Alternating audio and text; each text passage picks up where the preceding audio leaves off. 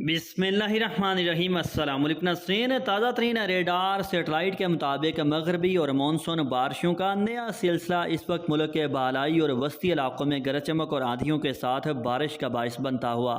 جبکہ آنے والے مزید 24 سے 48 گھنٹوں کے دوران یعنی آج، کل 28 29 اگست کے روز اسی سلسلے کے باعث ملک کے زیادہ تر بالائی اور وسطی علاقوں میں گرج چمک اور آندھی کے ساتھ وقفے سے بارشوں کے سلسلے جاری رہیں گے۔ تفصیلات کے مطابق آنے والے 24 سے 48 گھنٹوں کے دوران کشمیر کے بلتستان، پشاور سمیت صوبہ خیبر پختونخوا کے مختلف اضلاع میں، شمال مشرقی بلوچستان کے کچھ علاقوں میں اور خاص طور پر لاہور، مری، راولپنڈی، اسلام آباد، خطہ پٹھوار، اٹک، جہلم، چکوال، ناروال، سیالکوٹ، گجرانوالہ گجرات، منڈی بہاؤدین، حفص آباد، میاں والی، خوشاب،